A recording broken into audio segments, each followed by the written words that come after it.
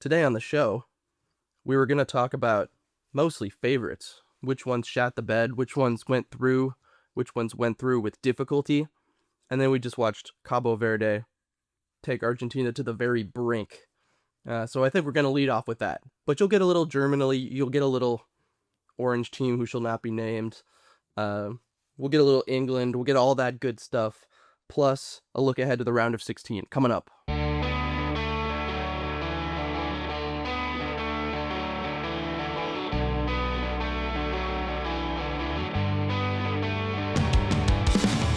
Live from Brooklyn, New York, where it's about 110 degrees, and San Jose, California, where I believe it is probably nice, like it is every day. It is the Any Given Thursday podcast. What's the temperature, David, and did you run in it? It is 80 degrees. I did not run, but I do have a gym in my little back area of my house. Wow, so super proud of you. I worked out there. Outside? I'm able to work out outside and not want to die right now, which California's is fucking so crazy, much better man. than my East Coast friend over there.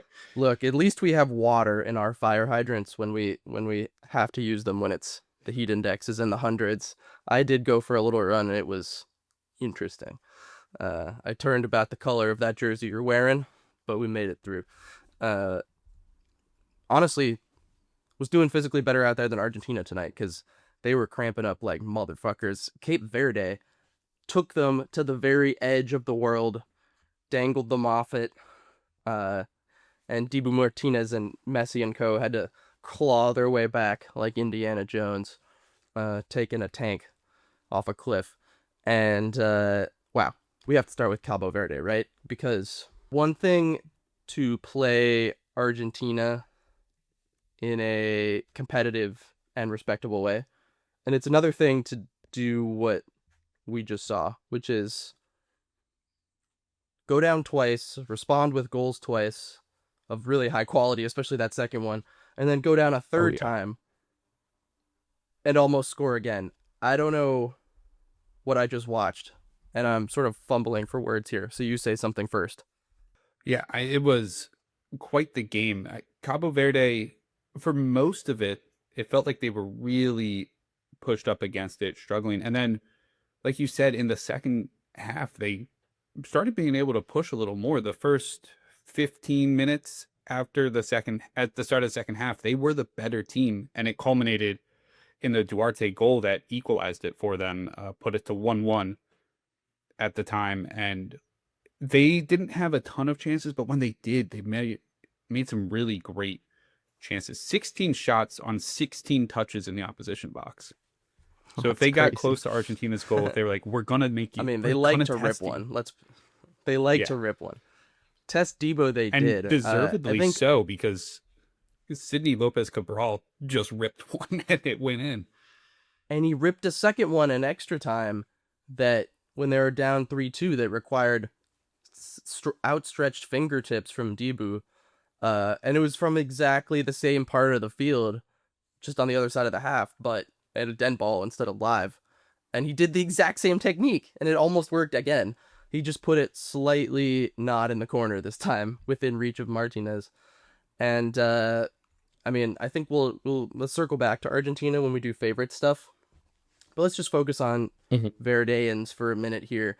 I think like what they have that was really special, and why I was like, one time I understand like the incessant conversation about what an underdog they are, and Fox kept putting up the FIFA World Rankings or whatever over and over, and like Strong would be like, you know, he was bumming me out with all of his like, can you believe, like, when they walked in this building today, does anyone think we? And we're like, all right, pump the brakes here a little bit, because we watched the team play and they're good. We know they're good, and this was exactly the sort of trap game where I think you could convince yourself that Argentina are looking past us a little bit. They have a clear path to the quarterfinal. You know, that lack of respect for the opponent, maybe a little bit. I don't want to, put words in their mouth. The heat in Miami, the humidity in Miami, but we know this is an awesome team. And the thing that I really came away with is that it's three-part. It's the spirit. It's like the mental, the utter belief, like that Mhm. they could win that game at every stage of that game. Like, down each goal, they had a determination and a will that is unbelievable. But tactically, Bubista deserves so much credit for this tournament for how hard they are to break down, because they are so tactically adept in one of the best compact blocks we've seen of any team at the tournament so far. And then the physical capabilities, like the stamina, I think they had arguably the best stamina of any team we've seen at the tournament. That's usually Argentina's thing, and those players were down on the ground for hours today, cramping up. And I saw, I think, one Verdean player down cramping, and that was Cabral after he hit that fucking banger of a free kick. He hit it so hard he cramped himself.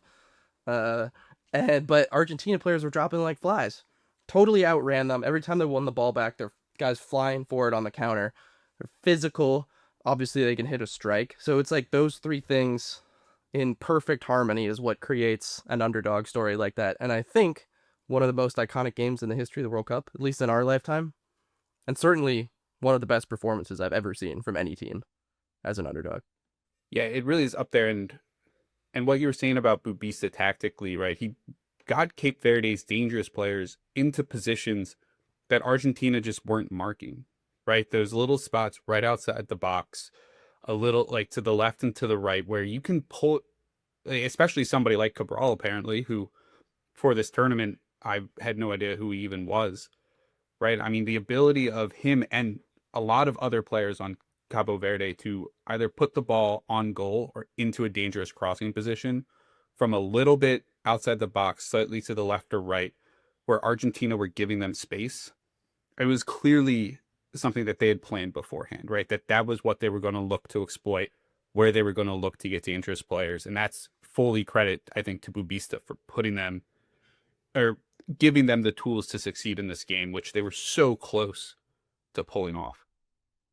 Man, they almost sent this to penalties a few times. Mm-hmm. And yeah, I just think that the Argentina's so good and lethal at getting these little overload situations centrally in build up, getting into these little like half spaces, into the channels. You see today they like were really emphasizing, though Messi scored that first goal, those runs in that part of the middle of the pitch, sort of at the edge of the box. Um, and it worked once. It didn't really work again, although it did put some pressure on them. But Cabo Verde just completely, they were so smart and relentless at filling those spaces centrally and like forcing Argentina wide, which is not necessarily they want to be, unless Messi has it at wide, in which case, anytime Messi has the ball anywhere, it's pretty good for your build up. Uh, but I was just so impressed overall by just like the conviction and the intent too. Every time they fell behind, there was never any point where they didn't look like they had total belief they were going to equalize again. And I was just stunned. Of course, Vizinha came up huge. He had 8 saves. His Instagram following will only skyrocket further. Yeah. What else? What else is there to say? This was iconic. Yeah, I guess the other thing too is, like you were saying about closing out those spaces in the middle. A lot of that is the work of Pina, the midfielder. Lopez and Borges have Pico really was shown so this good whole today. tournament. He was so good today. So good. They're so great at getting blocks in and just closing out those last little bits of space at the last second. But Pina, I think, really went underrated in his ability to just shuffle everything away from the center. Kind of like what you were saying. I just wanted to give Pina the spotlight for doing that, because I feel like his name doesn't get mentioned as much when you're watching Cabo Verde, and that's on purpose. That's because he's driving play away from himself, and he does such a good job of doing that. And obviously, Argentina are just a really hard team to keep off the score sheet for, I mean, in this case, 120 minutes. Like, you're just not going to you're going to allow a couple goals, and that's kind of the Well, so difference. the where Argentina they are a came great undone side, so defensively was actually from set pieces, like the Mhm. corner on the, or it was a direct free kick, I guess, from Messi, or was it a corner on the third goal? I think But it it was was a from corner, but that. It was from that it's edge of gone down the as an field. own goal now, which is a shame. Right. That's a shame for Kuti Um, too, because I feel like because that was probably going close to goal, if not. and a shame for Messi, because that takes away his record tying assist. He would have Oh, tied you're the record for right. most assists That's at the World Cup, crazy. which That's hilarious. yeah, Uh, I and the other one was on the second phase after a corner free kick. That Lautaro scores, very well taken. But yeah, they had to work. Lissandro, but yeah, That was Lissandro. I'm sorry. Uh, yeah, they had to work so hard for that, and I was not surprised that they put in a tight effort, but I was surprised at the nature of it and having to come back down 3 times and nearly doing that. And so they played Spain, Uruguay, Argentina, 3 World Cup champions, 2 of the 3 best teams in the world, and they did not lose to any of them in 90 minutes. Not to mention another draw against Saudi Arabia, which is a game they should have won, frankly. They should have won that game. They're better than Saudi I think Arabia. by that point, both of us going in were pretty convinced that Cabo Verde were the better team than Saudi Arabia, and that was their opportunity to get a win. That played out. That was true. Yeah. I just think it's kind of a shame. Like, they've had this great Cinderella story and don't have a World Cup win yet, but I mean, this is about as close as you can get to not to a successful tournament without a win. I mean, you push the defending champions to the brink. This was hero making. This is like star making stuff. This is like this is like one of the greatest losses in the history of the World Cup. Like, I think this will be remembered forever. What a night. You never know that's what's so great about the World Cup. You never know what game you can't miss. And this felt like, I thought it would be tight. I thought it would probably be like 2-0, maybe 2-1, but to see what I just have seen. Germany out of this tournament. The other big underdogs of the round, Paraguay, knocked them out on penalties. This was, once it hit penalties, I was positive Germany were going to lose. Just like I was positive the Dutch were going to lose. But just something about the makeup of this team, and the groundswell amongst the Paraguayans, I just felt like this was going to happen. Especially once they went to extra time and the urgency, like, you saw the urgency for Argentina today pick up immediately. And it just didn't happen. And I don't know. I come away with, this version of Germany this era, the Nagelsmann era, never seemed to quite, like, there were some moments where you're like, oh, maybe, and they just never found it. They never found the it factor of how the team was supposed to work and function, and it's cost them an early exit. Still better than the last 2 tournaments, though, so, progress. I think it's funny that Nagelsmann thought he was going to keep his job after this. He seemed to really think that. Yeah, he's already been relieved, is what I've heard, right? So, well, we've never heard that he's great with people. That seems to be usually the problem when he goes somewhere. I think Germany's pathway to victory in the World Cup, the way that both of us, I think, kind of saw it, was riding this back line, the center backs in particular, to a lot of 1-0s. And with Schlotterbeck going down, I think that really hurt their ability to see out those 0-0s, because I just think Rudiger and Todd are both a little bigger risk takers than Schlotterbeck, which is going to sometimes be great, but sometimes leave you a little more exposed. So I feel like, it's more predictable that they would let up a goal. And then Schlotterbeck's better on the ball right now than Rudiger. And I think that was something that Germany were missing in this game as well. But yeah, you mentioned the man management. I mean, we've already seen so many stories coming out from German media about players hating Nagelsmann or hating each other and being upset about XYZ. Like, I heard that Nagelsmann's, again, I feel like a TMZ reporter right now, but like Nagelsmann's significant other was given the ability to ride on the team plane when none of the players' significant others were allowed to. And I'm just like, yeah, it's the. Let's German be honest, media it was the big painting this shirts. It was the big shirts. I think they're trying to distract from the fact that the players are just not the level that you would expect from the German national team. And tactically, they kind of failed to take advantage of the players that they do have. They put in, my numbers were 32 crosses in this game, with Dennis Undav leading the line and Musiala. Like, this is just not a team that is, like, Wirtz is not great at receiving crosses. Havertz is okay at it. Undav is bad good at it. That's what I bet. Havertz wasn't, but Havertz started too, but he was playing in the 10 and scored the equalizing header. Musiala is bad at it. Like, you have one threat from open play crosses. I don't really understand why Mhm. they changed up the starting lineup for this game of all games. Like, it's one thing if you're playing France in the next round, and you want Undav and Havertz both out there. Uh, I don't really understand the selection there to change how Undav had been as a super sub, to change the pattern and verts of Musiala that you've been playing with like most of the past 2 years. I found it strange, and it didn't work at all. And they just didn't look like they had any idea how to break down a low aggressive block. And that seems weird to me because that's most of what they do in qualifying. Yeah. It was pushing them out wide, and then they were putting in crosses with only Havertz there, who is good at, finishing those crosses and those type of opportunities. It was I agree with you, just a poor 11 for this opponent and a poor game plan for the 11 that they had. So it's not, I think once we saw these lineups, once we saw like 10, 15 minutes of this game, it was pretty clear that Germany were going to be on the brink of this one, and that it was Struggle. going to be very tough to progress. And yeah, this was not a team that looked like they were going to do well in penalties. The confidence No, was it not didn't. there. There was no confidence, and they didn't look like they had another level to go to, which is the most alarming part. But like you've seen, they've had some stinkers against lower quality opponents in qualifying and outside in UEFA.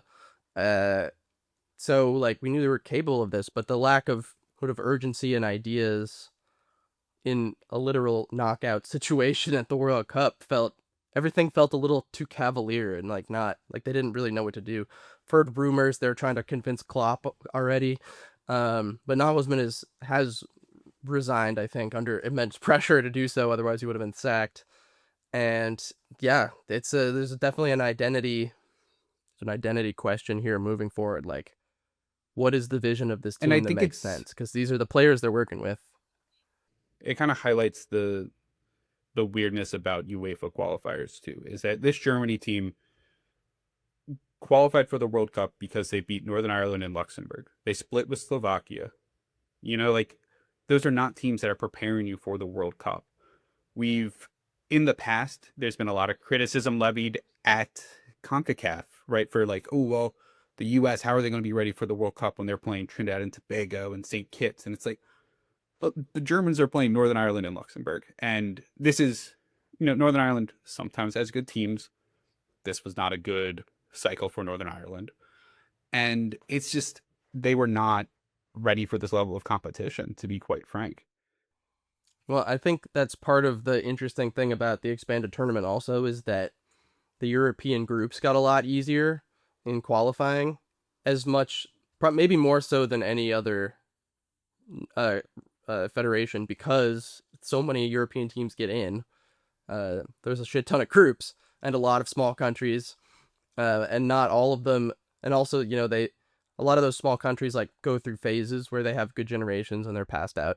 Um, Including Northern Ireland, who was not even close to qualifying for recent major tournaments and was 10 years ago.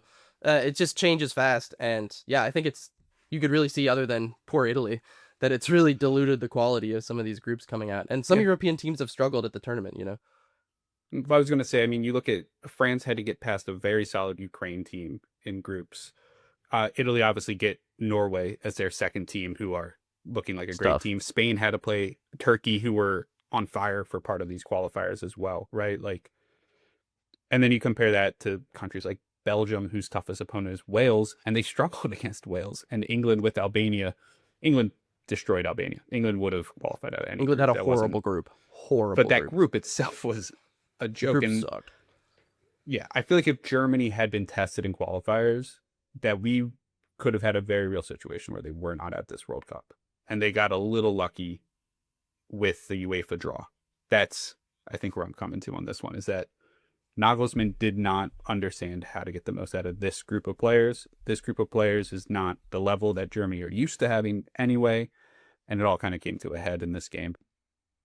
And you really tend to need some sort of combination of tactical prowess and the classical man management skill to be a national team coach, especially at a high level, like Germany. I mean, see with Poch right now is a great example of his sort of like emotional Argentine quality mixed with the tactics. I think Nagelsmann isn't a great people person, and He's hard to relate to, it seems like, from the body of evidence of his last 2 jobs. And I know that's not typically a German request for a manager, but I wonder if they need a little bit of more love and care after the last 10 years they've had, you know? I'd argue it's the man management is more important because you look at some of the best I think they need more belief, national team right? managers, like or like Scaloni and Deschamps. They're not creating these revolutionary tactics to play with. I mean, Scaloni They're a little saying, bit. I mean, I think Scaloni they're has both very good tacticians. Not revolutionary, but yeah. No, but I think their strength comes from understanding who their 11 are and how to put each of those players in the best position to succeed, right? And not necessarily be tied to like, oh, I want to do this, this, and this, and I'm going to find players that do this, this, and this, and make them fit to this mold. It's who do I have at my disposal, and how do I make them as good as they can be? With the exception, I will say, of Austria, because they're taking advantage of the whole Red Bull setup and developing the same type of players from like the age of 6 or whatever now. So they're kind of a weird exception to this rule. But I feel like getting managers like that who are more about the players and less about the tactics is usually the recipe for success with national teams. Speaking of, let's talk for a minute about my stupid team, who also drew 1-1 and went out on penalties. This time to a much better team in Morocco, to be fair, but wasn't so much the result, which I feel like on the pitch, lineup for lineup, pretty close to an even game in terms of quality. The problem is we had a worse coach and somehow set the team up with no midfield. Spent most of the last 45 and then all of the final 30 minutes of the game in extra time sitting back and defending. I'm not sure, nobody in the Netherlands or in soccer media in any country seems to understand why Koeman set the team up like they couldn't play with Morocco, because they can. Doesn't mean they would have beat Morocco in a fair tussle of skill, because Morocco is very good, as we saw. But this is just a completely baffling. I'm not sure I can remember a coach shitting their pants like on camera in a single game like worse than this on this stage. Am I overselling this because I'm a supporter? I think this was like all time bad stuff. Like, he's never gonna manage again anywhere near the Netherlands. It was that bad. Yeah, it's weird too, because at the end, like, they took this to the very end, right? This went all the way, and that, I think, to me, I would have favored Morocco straight up, just looking at the 11s to begin with. So on one hand, I'm like, okay, well, this is probably what should have happened in this game, because like you were said, pretty even 11s. I think I slightly favored Morocco. You sound like you slightly favored the Dutch 11, and I think that's very kind of close. the point, right? Like, they're pretty even. Yeah, Very it's a close 50-50 game. But they were 30% of the ball. They took away their ability to win it, right? 4 natural They center did not backs allow the team to play. playing out there. 4 center backs. Yeah. What? They played a 4-5. They played a CONCACAF 4-5-1. They played like Panama. Yeah. What are we talking about here? I understand Ben de Ben is fast, but he's not a wing back. Like, he's not a wing back in a back 5. Yeah. What are we doing? No midfield. The midfield is the strength of the team, David. It's the best part of the team is the midfield. If you're going to play this way, why do you not bring Malen back into the team? This is what he is there for, right? Like, his pace and movement is exceptional in these type of counterattacking scenarios. This is the guy you want out there. And so to not bring him back in, you're setting the attackers up poorly, because this isn't going to suit them at all. The defense is going to be under pressure the entire game. And to an extent, you're just relying, I thought at the end of the day, that it was just like, well, Dumfries can bail us out. What? Or Gakpo. Like, or yeah, that's what I'm saying. They set themselves up like if they played with Morocco, they'd have no chance to win. And Koeman later said something about how like they'd conceded too much space in transition. I was like, I'm called bullshit on that, man. Like, they conceded too much space in transition and still beat Sweden 5-1. Like, I think the Dutch, as this team was showing, is actually better suited to like a free throwing 3-2 than they are setting up the way they did. Like, even it wasn't just not doing anything with the ball. It was out of possession. You could so clearly see, especially in extra time, that the way they were set up defensively could not impact Morocco on the ball. Like, Morocco just overloaded them centrally, and it was just poor Frankie de Jong chasing everybody side to side, with no chance in the world of getting on the end of anything, or exerting a press, or surrounding the ball with numbers. Like, there was none of it. They just set up to not concede for 30 minutes, which is funny because they have the worst penalty shootout record in the World Cup of any team I can think of. The only penalty shootout they've ever won in the World Cup was when they subbed on Tim Krul against Costa Rica. Like, so what are we doing? Why are we relying on penalties? They're famously penalty chokers. 1-4 all time in penalty shootouts, and it feels worse this time. Well, I guess 1-5 now. 1-5. This time, it's some like a curse if Krul's not out there. Like, this time, Verbruggen has one in his arm, and it just like squirms under him and rolls in. When that happened, I was like, all right, I might as well go home. I didn't. I should have. I was quite upset, David, on Monday, and I might have broken up in a relationship in the process of being upset at a bar watching that game. I won't tell you why, but it was deserved. If you're listening, dude. And just to clarify, you suck. Not your own relationship. She can do better. No. No.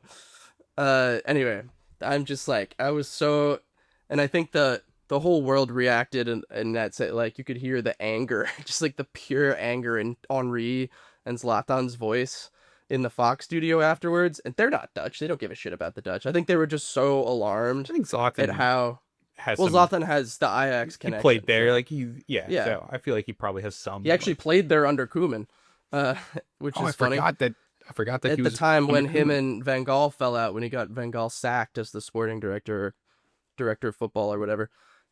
Just like, you could just hear the venom in their voice. They were so disgusted with how they played.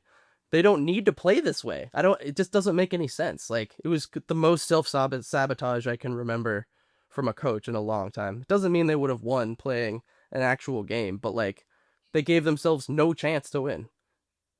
Other than to hold on to the 1-0 in regular time. Yeah, they had a lot of good individual performances, right? I thought Van Dijk and Van Hecke were both really good in this back line. Verbruggen was great in goal. I criticized their setup a little bit, but Somerville and Gakpo, they did well when they were on the ball, right? When they were able to get those few chances that they had, I thought they were both very good. Robbie had a more difficult game. And Gakpo was playing under really unfortunate circumstances because he lost his unborn child with his partner.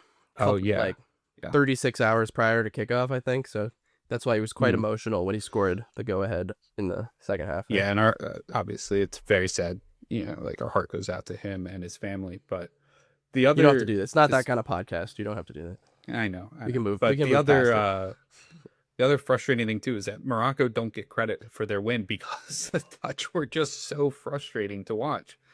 Like, we should be talking about, Morocco. We're going to talk about Morocco in a second. Real team. We'll circle back to Morocco. But nobody else is. Nobody else is. All the Dutch failure because of how they set up. If they came out of Morocco and just beat them, I think we're kind of brushing past the Dutch and focusing on Morocco. We would have been a lot more. We would have, the whole country of the Netherlands would have been okay with it, frankly. If they tried to play and lost, they would have been normal bummed. This is something different. This is like the identity of a footballing nation was like put on trial and then humiliated in front of the world. This is like one of those things that you would talk, like almost like a Brazilian emotion, which is a hard thing to bring out of a Dutch person.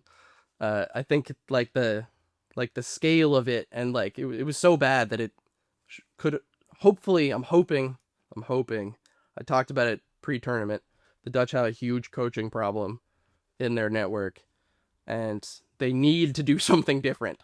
They cannot just go rehire De Boer after this and just swap them back and forth for all eternity until we're all dead. Something has to change. The team is not that bad. It's really not. Okay. Next. Finally, in disappointments category, close out the negativity with Senegal, who, yes, not a favorite. Okay. But they did win AFCON, sort of. And they do have a really talented team still. And they were beating the living hell out of Belgium, I thought, for 85 minutes of this game. Not that all the stats would show that, except XG definitely would. But Senegal they just controlled all the spaces of this game. They got their 2 goals. The second was an absolute peach of a ball to Crystal Palace core Ismail Assar, who did wonderfully. He's had a great tournament. One of the few for Senegal, it turns out. And then just completely hit the self-destruct button. Gave away 2 goals in a couple of minutes right before the 90, and then ended up losing late in extra time on a penalty. And like, as soon as whoa, my voice just went. As soon as unexpected. Sam, dude, I've been sick all week thanks to the Dutch. As soon as the full-time 90 ended, I just knew they were gonna, like, they didn't seem all tournament like they had like a mental focus and capacity to overcome things, and everything was going so well for them for 85 minutes that it didn't matter, and then suddenly it wasn't. So go ahead, monologue. Yeah, I feel like I hate saying this about teams because it feels just like cheap commentaries, but they played scared. They, like, the last few minutes, they were super defensive, and Lukaku takes advantage, right? That's something that can happen when you have a 2-goal lead. But their response to it was to immediately retreat even further into their own defensive territory and allow Belgium essentially unfettered access to their goal. And it came across like they were just so nervous about blowing the lead that it was inevitable that they would blow the lead, right? I feel like when we were both watching, we could kind of get the sense after Lukaku scores, like, uh-oh, Belgium could get a second here, right? It felt like it was going to take Belgium missing rather than Senegal stopping Belgium. Well, it didn't. Then, all it took was the goalkeeper swinging at air. Just wildly. That's all it took. Yeah. And they didn't even make Belgium earn it. I want to give a little credit. Yeah. I want to give a little credit to Trossard for just kind of being, he's almost like invisible at times. Like, teams just don't know where he is, and then he pops up in a dangerous spot. You mean that in a good way? He did that again before. Usually goal, it doesn't sound like a compliment. Yes, I mean that in a good way. Yeah, like, he just, like, I feel like he just disappears for like 10 seconds, and then he shows up somewhere random on the pitch and suddenly has the ball in a dangerous position. And it's kind of been consistent for him all tournament. And I think that's a really great skill. But in this one, he does that. He just gets on the ball in a dangerous spot. But it's an okay cross. The keeper should be saving that. And yeah, Senegal basically allow Belgium back into this game because they took such an overly defensive approach at the very end. And I hate when teams do it. I've railed about it so many times when we talk about Europa League and Conference League teams who get super defensive at the end of these games. And you got to start doing what got you there. I hate it so much. But yeah, I'm a little frustrated at Belgium too, because Belgium is just going to be, dude, like, yeah, they're not going to change anything either because of this. They're going to say, well, we got through. They're fake news. You know, that like, might work in our favor. Lesson. They're not going to learn their lesson. They didn't even create anything. They they were just putting in crosses. Like, they didn't meaningfully do anything to win this game, in my opinion. They were granted a huge opportunity. The wide open door to run through. They did run through it, to be fair. They didn't trip. But they were stumbling all over themselves in the most of the first 4 games of this tournament, and I'm not high on this team at all. Now to teams that did survive tests. Let's do England. I've seen a lot of negative English punditry about this game, actually, with the main takeaway being that Kane saved them, which he did. Harry Kane, best there ever was. And yeah, also their first 20 minutes were awful when they went down a goal and like couldn't put a pass together. But I thought like the last 25 minutes of the second half was really good from them, and they were super unlucky not to score. Keeper standing on his head, having the game of his life. Some acts of God a couple of times, keeping them out. When I actually got nervous for them was the I guess we can call it the third quarter now. The start of the second half. That first 20-minute period was like, that was when it got a little nervy for them, because you could see the Congo confidence building in their block.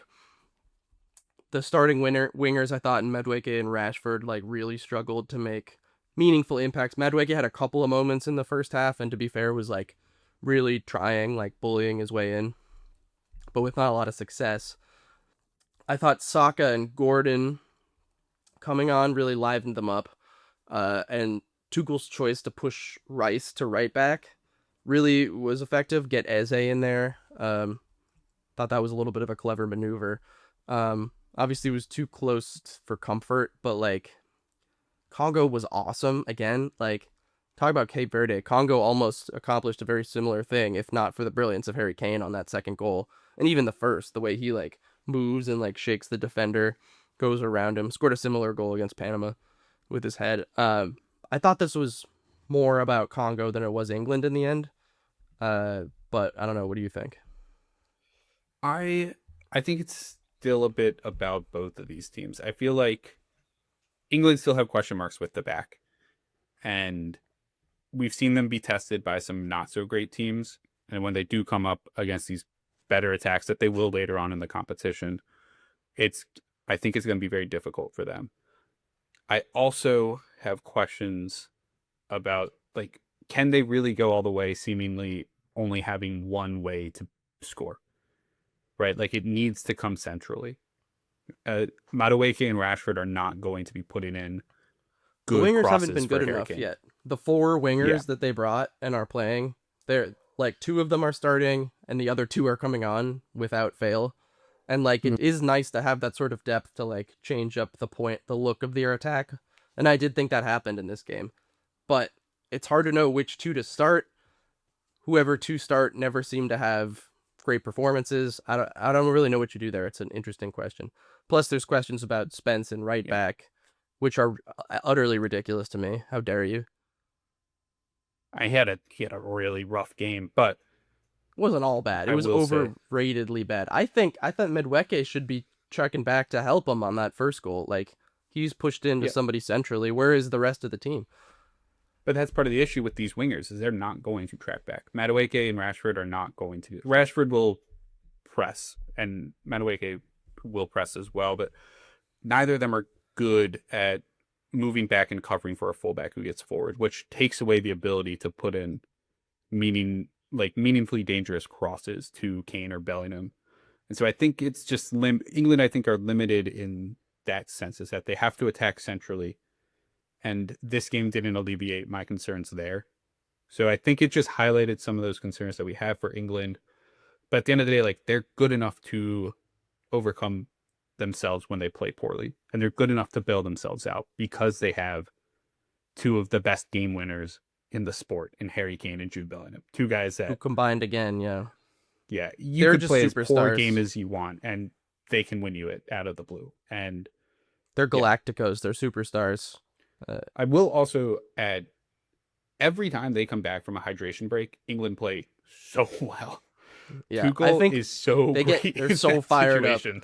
Their tactical, yeah, know-how in those. They get fired up too. Yeah. Tuchel is animated. He might have made a better German coach, actually. Interesting. What spare a thought really quick for Congo, because Dr. Congo also rocked the tournament with just stellar performance after stellar performance. I think in the end here, after Morocco, I mean, how high are DR Congo and Cape Verde on your rankings of the African teams? It's like Morocco, Ivory Coast, and then those two. Like, I think just on what I we've feel like, seen, I I mean, think I they're think better I than still got Egypt. to have Egypt and Algeria. I feel like I think they're Egypt and better than Algeria are Egypt and still like, Algeria, I feel like they're still around there. just on the quality of the But I performances we will saw say at the this, tournament. yeah, this Congo backline was great again. They're so difficult to get through. Wan-Bissaka was outstanding. Again, Mbemba has been great all tournament, and they have enough going forward to really, really test you because they don't need a ton of chances. Wisa Wissa had a missed a really nice he tournament, missed didn't a he? Though really he big missed a big one. chance. He Yeah, missed a huge chance to put him up 2-0, but he had an awesome tournament, and I feel like that'll. He had a tough injury riddled first season with Newcastle. Maybe that'll rejuvenate some of the excitement about him though, because he was quality. I wonder if is there any chance that Wan-Bissaka will not be playing for Moyes' Everton next year? Do you think um, he's not I going to don't know. want to I play in the haven't been championship? I'll tell you following. that. No, he's not playing for West Ham next year. Sorry Yeah. to my buddy Luke. It's gonna who's have to probably be. It listening, has to be but Everton. yeah. Please, Everton. And Sipanga also really impressed me all tournament. He was so good Yeah, at he was creating great. opportunities for other players. Really dynamic on the wing. Came from he got a move to Almeria up in they're in the second tier this year though, right? So Yeah, he I moved guess from kind of a second Liga yeah. B Segunda team to another Segunda Gone. team. He was amazing in this game. I mean, Yeah. couldn't believe how quick and like fleet-footed he looked on the ball. I think everyone was like, "Where did this guy come from?" Like, Well, he came from Castellón, apparently. I did not know that before this tournament. So if you just heard a loud explosion on my audio, it's probably because people are already setting off 4th of July fireworks. That's unfortunate timing for me. I'm trying to get through this podcast. It's unfortunate for my sleep cycle tonight. But let's power through to Brazil, who had a really tricky test against the Japanese, winning 2-1 in stoppage time. This was pure Carlo core, though, because you watched the first half, and Japan plays exactly the half you'd think, like that can startle Brazil. They go up 1-0, they score a good goal. They're looking really compact in defense. Brazil doesn't look like they have that many ideas at the other side, but just when it looked like they might be who we thought they are, they play their best half of the tournament when it really counts in the second half. And Carlo was doing his thing, you know? He just, like, the way he just finds ways to, like, manipulate people into their best spots over the course of a tournament is just unprecedented stuff. It really is. And it's got me wondering again. I was like, am I underestimating this guy again? Could I really be that stupid again? I mean, if somehow let's talk a little fantasy world, a little crazy outcome. Brazil win this World Cup. Mhm. Carlo Ancelotti has to be lockdown best manager Golden of all boot. time. Oh, yeah. Oh yeah, Golden give him boot the to golden boot Carlo. anyway. Yeah, yeah. Even though he won't play Endrick. Oh my God, he won't play Endrick. He's playing Endrick. He's just not starting him. Relax. He's also a teenager coming off he's still a teenager, right? He's not 20. He's 19. He got shipped 19, off to that's what I France thought. this year. He didn't even play for coming off Madrid. Relax. mediocre year. He's playing. yeah. He's playing minutes. Chill. He's gonna be great. Relax. It is. Yeah, I struggle with Brazil too because like throughout the game, there's so many things where I'm like, oh, they're playing like crap. They look so bad, but they're getting the results, which is kind of all you can ask for, and they have so many glaring weaknesses that just end up fine. And I think at the end of the day, I'm obviously a big Carlo fan, so I'm kind of like, I mean, this is just what we've seen him do with some of the better teams he's managed, right? Like Real Madrid kept looking bad under him, and then you looked up at the end of the day, you're like, oh crap, they just did the double, you know? So it's just like a classic Carlo team to that They extent. played their best half in his short tenure there in that second half. I thought they were really good. Yeah. Yeah, and looked like an actualized version of their team for the first time, and that was They a let little up bit one scary. shot, But which Norway is a was completely other 0.04 actually. story. Yeah, I didn't think Japan showed all they could show, but we'll talk about them briefly in a minute. Anything else to say on Carlo there before we touch on Spain and France? Just reiterate that I love Carlo Ancelotti, best manager of all time in Yeah. my opinion. So Should be coaching Italy. Spain and France looked comfortable and terrifying each. Care to spare a word for both, either, neither?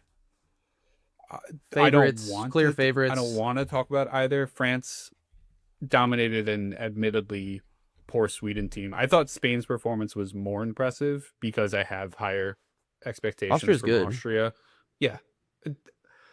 I hated the way the Fox Sports was covering Austria as if they were some like random tiny minnow that has no chance against the mighty Spain. This is a good team.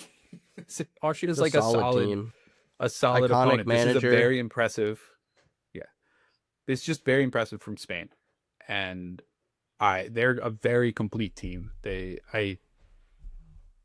Outside of France, there's no one that even comes close to just having the quality at each level as Spain does. So I think these two teams kind of just proved that they are the favorites right now. Yeah, we hadn't seen them at their best, and then we saw them at their best. This is why I had them ranked first overall, and why I still think they're the best team in the world. You know who I do not think is the best team in the world? Portugal.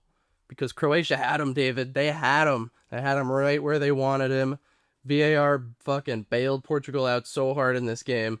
Oh, I just turned into a Canadian for a second there. So hard, they bailed him out so hard, Including Minnesota years were coming back to you. 3 disallowed offside goals for Croatia in the second half. In addition to the goal they did score, they were all by the rule of law, that in the way the law is officiated at this point in time, they're all correct. 2 of them, Ronaldo had one as well, but I don't think that's so the penalty they gave in the box, resulting in Ronaldo scoring his one and only knockout goal with his only touch inside the box of the game, by the way, the entire game, played 82 minutes. I think that's a penalty in most UEFA competitions this year and most leagues in Europe. I will concede that. They often call that. That is not how they've been officiating this tournament. I've seen people bear hug other people in the box this tournament, not referred to VAR. Wasn't called on the field. I just feel like this is the first instance we've seen this week, and we'll get to the Balgan Red in a moment as well. But this is the first week where we've seen VAR meddle. And VAR had been remarkably absent from our lives in the first few weeks of the tournament, clearly on purpose. Clearly FIFA had been drilling it into these guys to, go with on-field decisions as much as possible, to be a little more lenient with physicality. And then they completely abandoned that principle here. And I don't know, conspiracies? What do you think? I think it's not a penalty in this tournament the way they've been calling it. I've been seeing the new theory that they're trying to get Ronaldo Messi final. Mm-hmm. And I would buy that. I would buy that FIFA would do. I'd buy that. Absolutely would. Totally buy that. I agree. This one's really, really harsh. For me, I see what VAR is seeing, right? I can see why they made that referral and why that's given as a penalty. That, to me, that was one that, unless the referee just did not see the contact, which he might have, VAR might have said, hey, did you see any contact around Bernardo Vega? And he says no. Then in that case, I think that's fine for him to go look. But if he sees any of that contact, I think that should have been a play on, like, whatever the ref calls stand. If he called that live, I'd have no problem with it. If he was like, I did not see any contact with Bernardo Vega, I'd be fine with him going to VAR, looking and saying, yeah, that's a penalty. But if he sees the contact and then goes and rejudges it, that I think is a bad use of VAR and not what it's there for. And we've complained about VAR so many times because once you send the official over to the monitor, regardless of what they're trained, there's a human element to that where you are intuiting that you think something has been missed.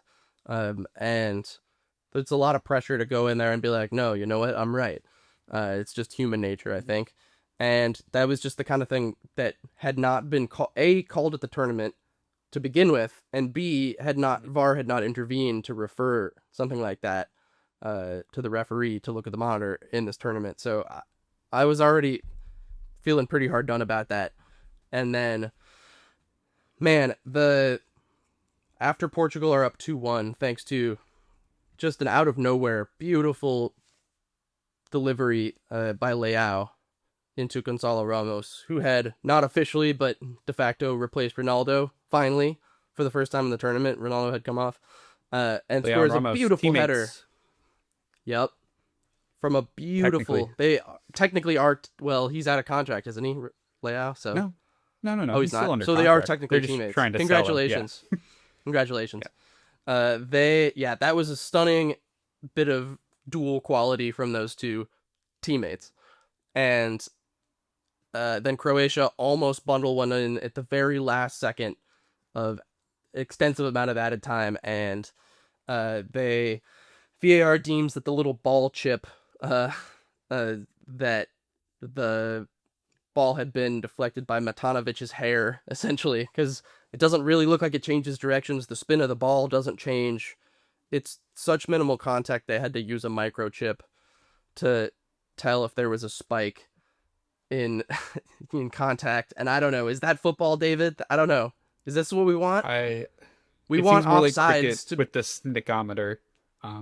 Like The thing is, in the like, sense, I but understand we argue with people online sometimes who are like, this isn't football to be marginally offside. I'm like, well, we have to draw the line somewhere.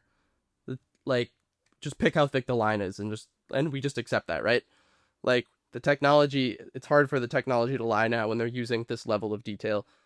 In this case, this is an argument, I think, for whether this is sporting or not, because the trajectory of the ball doesn't change and the spin doesn't change. So, at what point do we care about the follicles of longer hair? Should people just be cutting their hair before tournaments? Where do we come down on this? and so because it's also Should we all be bald? FIFA has never specified whether FIFA doesn't specify whether hair counts as a body part.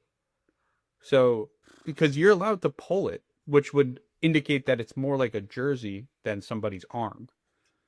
But the jersey does count. So I guess from that perspective, it is an offside. And Matanovic, to be fair, he did say he thought he touched the ball.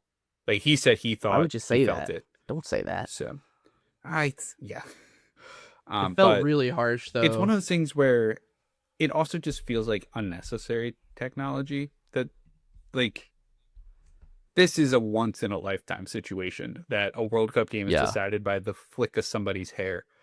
And I would rather that come down to a human judging whether he touched it than a I agree. sensor that we can't see. We don't really know what triggers it because it's not a particularly open process to us other than seeing the little graph. Like, I would rather just have a human make that judgment. But I'm usually open to technology in the game, so I'm open to coming around on this. But right now, it feels like that felt a little like too much, too far. To me. I agree. But also, I'm feels pretty icky. sure it was called offside live, though. Yes. So from that stance, I think if the referee had reviewed it and the decision had already been offside, I don't see how you could possibly look at that video and say, yeah, he did not touch it. So I think at the end of the day, we probably would have come to the same result. It's insanely unlucky. I honest. cannot think of a more unlucky team in a knockout game than Croatia were in that second know. half. Like, everything went against them, and they completely outplayed Portugal in the second half. It was one of the most entertaining halves we've had at the tournament, especially at the knockout so far. Up and down stuff. All of Portugal's open play chances basically came from Leao, who is not always engaged, but when he is, oh baby, can he hit a ball? And he was tracking And back in this game. He hit that one Like, off the bar. This was like his moment. This was his. He finally had his game. As how he did not win player of the match is outrageous. so stupid that Ronaldo won player of the match. One touch in the penalty box, the attacking box, the whole game, and it was the penalty which he did not earn. That was VAR's decision. So you tell me how that performance was from Ronaldo. I don't think. I mean, it's the World Cup. Anything could happen. Portugal's full of incredible attacking talent. How do they play against Spain? Like, they are so tactically off to me, this Portuguese team, and they are so not gelled that I don't know how they compete with a Spanish side that I can already see Leao getting super frustrated at Cucurella and taking himself essentially out of the game with that. Like, it's but you can pull that hair, just feels so it's very chill. predictable. Yeah. Argentina's next on our list, right? And I do want to, before we get too critical of them, I do want to point out I didn't think they were that 1998 bad. I didn't think they were that bad either. 1998, France had to go to extra time against Paraguay. They go on to win the tournament. That was in the round of 16. 2006, Italy, round of 2014. 16 against Australia. Yep, I have it down here too. Italy goes to penalties, goes on to win the tournament, or goes to extra time, goes on to win the tournament. Germany, 2014 against Algeria, extra time. They go on to win the tournament. I think this Cabo Verde team was really, really great in this game. defensively, we've already talked about them. So I am not going to write Argentina off on this. I think there's things to work on that they need to get better on after this game. I think I'm so out on Julian Alvarez right now after that game. I thought he was atrocious. If he plays better coming on, I think that's their key to success there as well.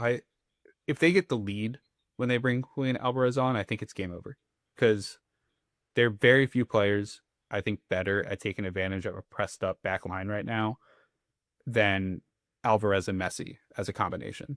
They do so well just taking advantage of teams that are having to push forward.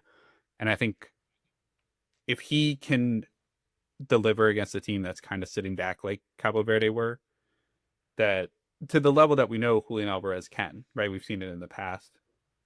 Then I think this Argentina attack is nearly unstoppable right now. Yeah, I almost jumped the blue shark on you on that Germany-Algeria call out. See what I did there? I think this was more about Cabo Verde as well. I think, though, your point is valid that both Julian and Lautaro have not really been in goal-scoring form at the moment, and Alvarez breaking out at the 2022 World Cup was such a big part of their success because not all the attack flowed through Messi. And right now, Messi's creating an awful lot of their chances, probably more than you'd want ideally. But I also think the heat and the humidity in Miami was a huge factor today. They looked exhausted. Like, they were so tired. And I think it slowed their pace. Like, they just moved the ball a little slower. They're a half step slower at everything they were doing for the most part. And Cape Verde had better stamina than them. And I think, and obviously you can't predict like Cabral hitting that banger. I think it's one of those games, and I think you move on. And maybe this helps them resharpen a little bit, actually. And I actually think Egypt's an easier team to play for them, too. So I think they'll be just fine. I agree with you. I do think Lautaro does a better job of getting the rest of the team involved, whereas when Alvarez comes on, it does feel like it's just Messi and Alvarez in attack. And when Lautaro's there, it feels like the rest of the team is a little more of a threat. But also, like, if you get good 60 minutes from Lautaro, bringing on Julian Alvarez to kill a game is such a great rotation option for them. It's really, but today I thought Lautaro was meh today, but I thought Alvarez was really poor, and that if he played to his standard, Argentina could have seen this one out in regulation. Let's give a very warm Any Given Thursday welcome to the Contenders Club to Morocco and Norway. Morocco is officially a contender. Do they have any weaknesses? Not really. Their defense is good. Their midfield's good. Their attack's good. They have a keeper who's like an elite penalty stopper. That one where he didn't dive but just jumped over like he was in FIFA or like an FM goalkeeper where they just like shoot sideways and stand up. I've never seen a keeper do that. It was actually a great penalty, but better scouted.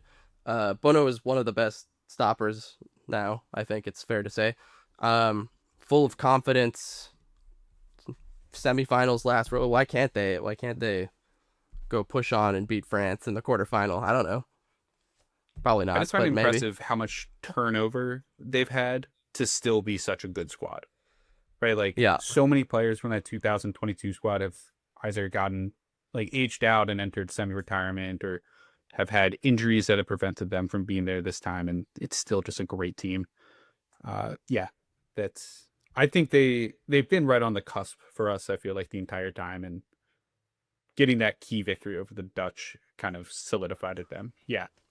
And people talk about spine a lot, I think, after World Cups. Like, they, from the goalkeeper up through the defense and Boadi, it just feels like they have that sort of quintessential spine, all in good form running up the team. Norway, I think, is a problem, not to use the, language that Bill Simmons might make fun of. Norway was a problem. They just showed me something in that Cote d'Ivoire game that they hadn't showed us yet, that they can be a team and produce outside of a Holland game, because Holland wasn't super involved until he was. But they needed a more complete performance to beat a really good Ivory Coast that I'm bummed is out. And I think that says something. Yeah. I think the midfield was so impressive in this game. This was the first time I feel like we really saw Berg, to clarify, Patrick Berg, Arberg, really make Baby an Berg. imprint at the World Cup, and he was great. Odegaard's been present throughout, so I feel kind of beating a dead horse if I bring him up. But the other Berg, Sander Berg, his defensive contribution, I feel like is getting really overshadowed because this is not a great back line from Norway. That's kind of the weakness of the team. But him kind of standing in front of their center backs he's been really, really strong at breaking up play and allowing the center backs who are not particularly pacey to not have to face those like counterattacking runs that they can struggle with. And I don't want to say like Ayer and Hegem have been good at what they do well. It's Berg has helped to keep them from having to face the things that are weaknesses for them. And then Nyland, I don't know what this is such a great performance from him again. I mean, he's been outrageous and not somebody that I kind of had on my radar as a potential top quality keeper coming into this World Cup. No shit. They both scored, Yeah. Each team scored a really good team goal in this, and then the difference, though, what ended up being that Nusa goal near the end of the first half, where he just curled in an absolute beauty. One of the goals of the round easily, maybe the goal of the round until the Cabral one tonight. But yeah, this game was probably going to come down to moments, and they had an extra moment than Ivory Coast. We're running a little long here, so let's not spend too long on the hosts, but all three hosts are through the round of 16, David. That's rather nice. Win for CONCACAF there. First, we'll start with the United States, who I think everyone's talking about the U.S. Quite a good performance, I thought, all things considered. The way that game shook out against Bosnia and Herzegovina, they were really trying to drag them down into the mud. And the Americans were pretty smart to, like, for the most part, to take it to the edge and not get baited. Somehow Bosnia only had one yellow card in that game, and yet Balogun is the one to be sent off for what I think most people other than you feel like is kind of an insane thing to give. I think we're getting a lot of American media and English language media No, bias. I've been looking all over, man. I've seen all a over. lot. I get a lot I know of the Italian Bosnians think media it's a in there red. as well, and they're pro-Bosnia, Italian media aren't is they? much more 50-50 on this than the English language media I've seen. They haven't been referring that. He's not even looking towards the player. He's sort of like trying to step backwards. And it's highly, I mean, it looks very painful. It's highly unfortunate that his ankle bends right underneath his studs, but like he's not even looking. Like he doesn't know where, like, I just don't think that's, Yeah, he doesn't. He should meets be. any He level should of know where intent. the opponent's legs are, though. They're both fighting for the ball. I think that's the thing. I think that's a 50-50 challenge that they're both fighting for the ball. So you need to, when you're engaged with the opponent, you can't step on them, accidental or not, right? Intent is irrelevant. There's no. It's less bad than the Messi one versus no play Algeria, of intent. where The Messi one, there wasn't the force. I think is the difference. I think Messi, to be fair, probably should have been sent off. So I think from a consistency standpoint, I think they both should have been sent off. But this one had more force to me, and that, I mean, I'm not 100% that this should have been a red card, right? Because I think there are questions as to whether this was excessive force or whether it's just like because it was just above the ankle, if like the bend is exaggerated because of that. It is. But and it's just incredibly unfortunate timing, and like it's like a 1 in a million type of thing to happen, I think, in the context of it. It just sucks. Like it's just, I just don't think they've been, I thought the US was supposed to get home cooking with the ref and not just Messi and Ronaldo, you know? Yeah. Yeah. We'll be getting whatever. Don't you worry. I think the US should beat Belgium. Don't you worry. When we need it, we'll get it. I legit think they're better than Belgium. It's crazy to say that after just 12 years ago, Tim Howard having to make a record number of saves just to keep the U.S. in the game long enough to lose in extra time against the beginnings of the Belgian golden generation. But I think they could be out for revenge here for 2014. And I legitimately think they're a much better team than Belgium right now. It doesn't mean they'll win because Belgium still has world-class players at certain positions. But like, I don't know, man. Like, we have a better coach by a lot. Like, Rudy Garcia sucks. I'll say it every day. I'll shout it from the rooftops. I think if they don't lose this game, it would be a huge disappointment. Win this game. I didn't mention They this don't win earlier, this but game. I think taking Charles de Ketelaere off at halftime is one of the worst decisions in the World Cup, and we're going to see why in the round of 16. This is a player who has shown how streaky he can be and how reliant he is on his own like mental situation. Right? When he feels he's good and when he's confident, he's nearly unplayable. But when he's down very bad. And to pull him off at halftime when you know that he and Kevin De Bruyne can't play together, you either don't start him or you pull Kevin De Bruyne off in that situation, because Kevin De Bruyne was atrocious in the first half in that game. So he did come off take eventually. off the more experienced player who you can. Yeah, he did, and they got better when he came off. And that people are crediting Garcia for pulling Kevin De Bruyne off, but I think you have And to pull Doku. Kevin De Bruyne off first. Yeah, I think you got to pull De Bruyne off before you pull De Ketelaere off, because he's already having a rough tournament. Pulling him off at halftime is going to do so much more mental damage to him than if you pull him off at the 55th minute, right? Like, here's where I sympathize with Rudy, which is not something I tend to say, but so like Lukaku can't play 90. He certainly can't play 90 plus extra time. Mhm. Like the one game he started, he like ran out of fitness so quickly. Like he has to come off the bench, and their only other option to play the 9 is Fernandes Pardo. He has no international experience. He literally just chose Belgium in May. So maybe Fernandes Pardo should be starting, but De Ketelaere, like Lukaku has to play, especially when after they're losing, and De Ketelaere hasn't had a good tournament. He's been terrible all tournament.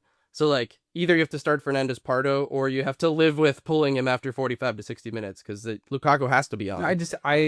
I'm fine taking him out at some point. I think taking him out at halftime is a big mistake, because I think you have a young player who's shown that he's a bit susceptible to his mental state at the time and how it impacts his performances. You have put him in a situation where you pretty much know he's going to fail because he does not fit with the rest of this attacking 11. And then you take him off at halftime is going to be much worse mentally, much more difficult than pulling him off at the 55. And I also I want to see this team, this starting 11 without Kevin De Bruyne as well. I just want to see it. He doesn't look great. Like, he looks like he hasn't played in a while. So because I feel like if he's not there, you can get a lot out of De Ketelaere, and he can create a lot for Doku going forward as well in that situation. But we just aren't going to get to see that because Rudy Garcia is so tied to Kevin De Bruyne right now. And I don't know if they have a lot of good options though. But anyway, like that, I think that's just their team too. Like they don't have a lot of good options. They don't. Like the U.S. I think should win this game even without Balogun. I don't know who starts. Maybe Pepe because he's favored Pepe. Haji Wright hasn't gotten a sniff, although he had a good season in the championship. I assume it'll be Pepe in that spot rather than like Pulisic and the false 9 and Weah on the right or something. Weah hasn't been playing much either. Probably just Pepe. I mean, I feel like Haji Wright's more in the same profile as Balogun than Pepe, who's just... That's why I mentioned him. A little, But, I think Pepe right. does more overall, but they're not exactly short on creation. I think Pepe's a better player, but Yeah, I think so too. Anyway, Mexico have finally achieved their 5th game, although it is ironically still the round of 16 now. I'm willing to admit for the first time that they've looked pretty good because they completely dominated what's supposed to be a good Ecuador team, although they rarely showed it frustratingly in this tournament, at least for not enough. Mexico still haven't conceded a goal. I still don't really buy their attack. And the thing is, though, like at the altitude, with the extra stamina they have, they will outrun you. If they catch you on the break, you'll be in trouble. What are their chances against England? I don't know. I feel like if Congo can rattle Italy, then Mexico probably can at the Azteca. But at the same time, I don't think Mexico are... Again, the quality is much, much, much less than England, I think. But could happen. I don't know. Could happen.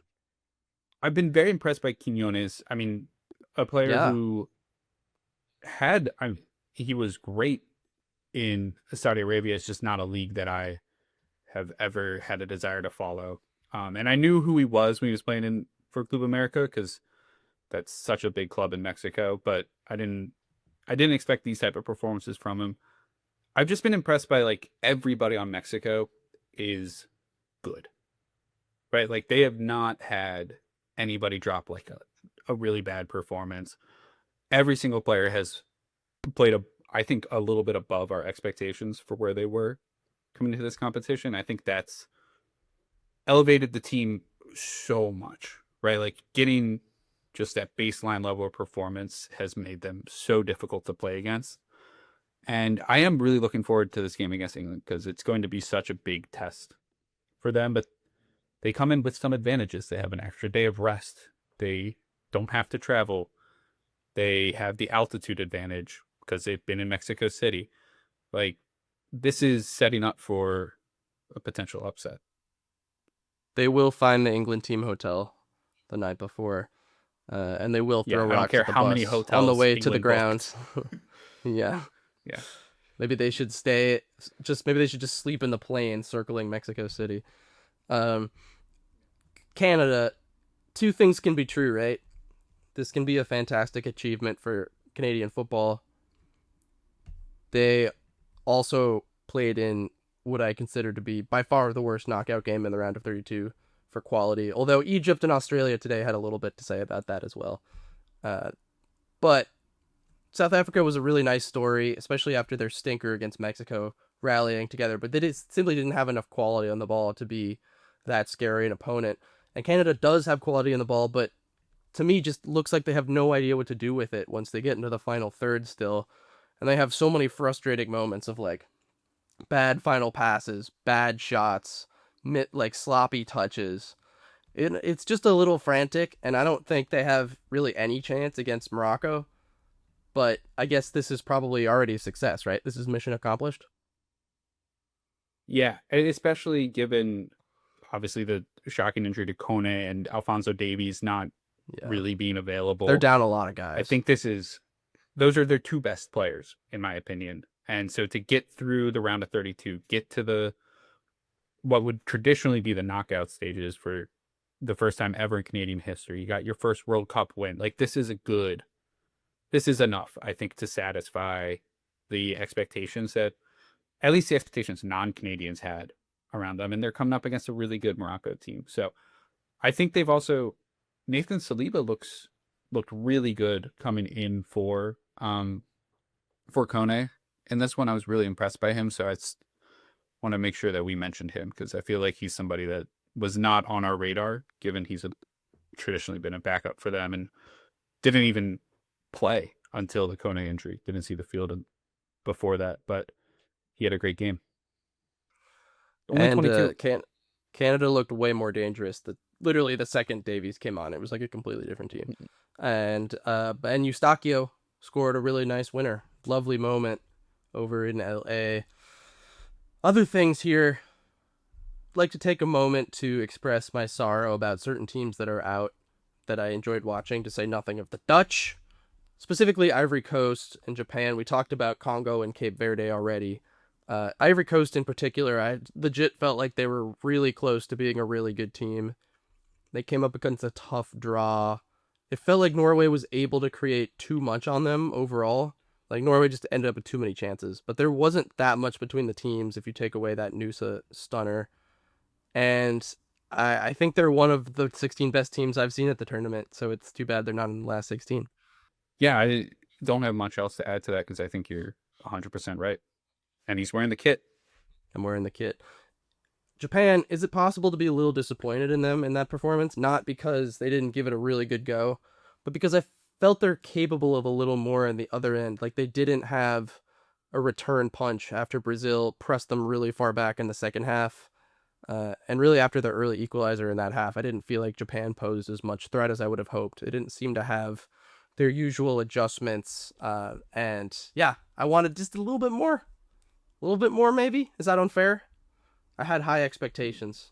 Super unlucky in the draw, too. I mean, how unlucky are the for Brazil, these two groups for Brazil and Japan and like Morocco and the Netherlands to draw each other just is very unfortunate when you have Canada playing South Africa, two second place teams. It is very unfortunate to have these draws. I think Ivory Coast came against a great Norway team. Japan getting Brazil's a test for every single team in this tournament. And Japan, like you said, they gave it a good effort in the first half. I agree with you. Disappointed in this performance in the second, but overall, I don't think Japan was bad this tournament. I don't think Ivory Cote d'Ivoire were bad this tournament. It's just the way it goes sometimes. You get paired up against a better team. Yeah. Croatia, I didn't think had played well at any point in the group stage, and then suddenly looked like they were going to be like, they're like the Miami Heat, if you're a basketball person, the zombie Heat. There's someone just like shocks them awake as soon as the knockouts start, and I thought that was going to happen again. You have a bit about Australia, Egypt here, which I thought was like a little bit of an because we kind of forgot it. But yeah, we kind of forgot to talk about it because it was. I was just going to say, I thought Australia looked better for most of this game, and it was unfortunate for them to go out. I think especially once Boss goes down, it took a lot of opportunities they had on the wing away, and I did enjoy watching him and Volpato try to beat like 6 Egyptians at once every time the ball got forward. It was just those two. They really did not do a good job of using Irakunda or Torre when he came on in this game, I thought. But also, they're so isolated. There's a moment in the second half where Haney has a head collision, and all the players surrounding him are waving the medical staff over, and he is not moving. He is looks to be out cold, and then gets cleared somehow and stays in the game and makes multiple mental errors after he stayed in the game. Take him out. Why was he still in the game? That was outrageous. But yeah, I also wanted to talk about some of the penalty choices because just some of the worst penalty. Australia should never be in a penalty shootout. That was so bad. That was so bad. You put an 18-year-old center back into the key position. I don't care how confident he told you he was. I sent you the text when he was walking up to the ball. Confident. Yeah, he did. He was all hunched confident over. He's going to miss, and at least he put it on frame. To lead with a center back, yeah. To lead with a center back as well. Suter, who had a good game, but I mean, how bad are your attacking options that they don't want to take a penalty like that? They didn't have any left on the field. They had one attacker left on the field. That's a good point. It was they subbed everybody else, and he did take a penalty. Yeah. I just didn't feel like they went for it enough either. Like I penalties. Thought they let Egypt do most of the possession in the extra time. Oh, the Matt Ryan. I mean, Popovic is going to be rightfully killed for that, and he's been killed for a couple of his tactical decisions in the World Cup so far, but Beach has been one of their breakout stars, arguably their best player of the tournament. And I don't care what your plan was before the game. Like, you have to have a little bit of sense of the moment, I think. Like, Beach, especially after being in the flow and making that one exceptional save at the end of regulation. Like, I just don't know how you take a guy in that kind of form off. Also, he's bigger. It's not like Tim Krul comes in, he's 6'8". Matt Ryan is shorter. And he guessed right on one of the penalties. And it went over him anyway. Also, he didn't get near any of them. In the Intercontinental Playoffs in 2022 to go to the World Cup, they subbed Matt Ryan off for the penalties. for a specialist, because he's not a specialist. He's a regular keeper. Yeah, because he's not great at them. Like, he's a good keeper who is not a penalty specialist. So yeah, I don't bizarre get it. stuff from Papo. It's not going to go over well, I don't think, nor should it. Yeah, but Harrington getting thrown out there tonight, really good for him. He was on our James watch, so we just wanted to give ourselves a little pat on the back that he got his moment, and then very much his moment in the wrong way. Let's wrap things up with a brief mention of the round of 16 coming up. David, this is our last day with 3 games on. Can you believe that? I almost need a day off. We're gonna have a day next Wednesday. Will be the first day without World Cup football since the tournament began. I'm gonna go to like 6 movies. All right. I want to quickly give you my power rankings for the final 6 teams remaining. You ready? Mm-hmm. I need your help for 15-16 because I'm between Paraguay and Egypt for the final spot for 16th. Which is worse? I think Paraguay are worse. I think Egypt offer a little more. Egypt frustrate me. Number 15, Egypt. Number 14, Canada. Any? I see you wince there. Any arguments? I feel like I probably would have had Canada 16. You would But have Canada 16. Yeah, okay. That's yeah, partially I think that's because fair. of the health Let's of the move team. them. That's partially because of the health of the team. I think that's fair. So Belgium at 13, okay with you? 12, Switzerland? That's fine with me. Yeah. I have think Mexico where it happened. at 11. United States at 10. Cracking the top 10. Yeah, I think 10, 11, 12, to me, pretty interchangeable. Belgium, I don't think have looked as good as these other three at this tournament, so I think this is a totally reasonable order. I think the Swiss have been solid, but not overwhelming, and Mexico hasn't conceded a goal, and the U.S. have looked really good. So that's I'm going off form here. We have Norway at 9. Should they be ahead of Portugal at 8? Yes, I would have. Okay, them. I think I had them ahead on my own personal board before the tournament started, but yeah, we've got Portugal all the way down at 9, and we have Norway at 8. Morocco just ahead of them at 7. I am presuming Colombia holds on to this 1-0 lead against Ghana that's happening right now. If not, this is going to look really dumb. But if Colombia goes through, I have them at 6. What do you think about that? Between 6, 7, 8. I think that's Morocco fair. be ahead of Colombia? Yeah, obviously, based on Colombia's current performance against Ghana, I'm fine holding this.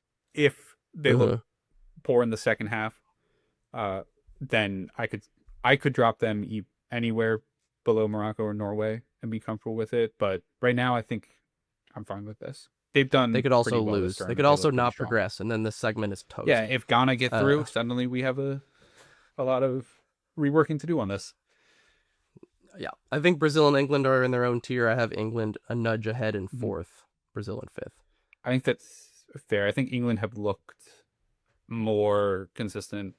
It's just like Brazil have had some bad moments and have kind of skated by a little bit, but I think Brazil, I just have faith in Carlo more than I do in the England back line, which are not things that we should be comparing because they're not the same thing. But put Carlo out there. Mind. Yeah, get him out there. Yeah. 3 Argentina. He's a great player. So 2 Spain, 1 France. Yeah, I think that's probably what I would have right now too. Great. We agree. There are 4 awesome games, right? We have Brazil, Norway on Sunday, Mexico, England, and USA, Belgium, a bang bang. Mexico, England, supposed to be Sunday night, but there's talks that they're going to move it forward because of inclement weather in Mexico City. Well, so TBD on that. I saw them say that they're not going to do that. That they announced that they're like not. Okay. We shall see. So USA, Belgium on Monday, plus Spain, Portugal. What a series of games. Let's just pick all 8 games really quick. You ready? Okay. I'm gonna tee you up, and we're gonna start in chronological order tomorrow. Canada, Morocco. Morocco. Does Canada have any shot? You always got a shot. Cool. It's a full court heave. Paraguay, France. Does Paraguay have any shot? I said Canada have a shot. Paraguay have less of one. They have less of one. Brazil, Norway. I think Brazil are going to find a weird way to win this one. Totally agree. Mexico, England. I'm taking Mexico in the upset. I think I think England haven't looked that good. That's my reasoning, is that England look beatable. I'm a hater, and I don't think Mexico are as good as their performances either. So I'm going to take England. How about Portugal and Spain? Spain. Hard agree. USA, Belgium. I'm going with the U.S. I think I'm with you that this Belgium team just isn't that good. hard agree. Argentina, Egypt. Does Egypt have any shot? I think Egypt do have a shot, especially compared to the other ones you've asked me this question about. I'm still taking Argentina, but I think Egypt are a legitimate. They're like a 2 out of 5 on the upset alert, on the upset meter. I'm lower on Egypt than you. Yeah. I think this is a revenge game for today for Argentina. I think they win easily. Switzerland versus Colombia and or Ghana. I don't know. Maybe they work something out and both advance. I'm torn. This is a tough one because I think Colombia are better, and I'm going to pretend it's Colombia right now because they're winning the game, right? And so I think Colombia are better, but I kind of want to take Switzerland because I really like what they've unlocked with this midfield group and putting Manzambi in there. And I just think they feel like they have a little something cooking right now. I've committed to Colombia, so pre-tournament, so I'm riding Colombia, which would give us. That's fair. I think Colombia kind are of a good team, but they're really good. I think that would give us also like the ultimate quarterfinals matchups of France, Morocco, USA, Spain, Brazil, England, and Argentina, Colombia. I think that is a perfect quarterfinal. Probably one of those won't happen. There'll be something weird that happens. There always is. But so far, the top 6 favorites that we have on the tournament have all managed to remain alive. And so much more good stuff to come at this 2026 World Cup. Thanks for listening. Who should we cheers to on our way out? Should we do one more to Bubista for old time's sake? One more Bubista. We've cheersed him so many times. Cheers Bubista on the way out. Yeah. Bubista, you're a class act, man. He's so cool. He's so calm and cool. And his little white polo and jeans. So cool. That's a man I want to be friends with. Cheers to you, Bubista. Cheers.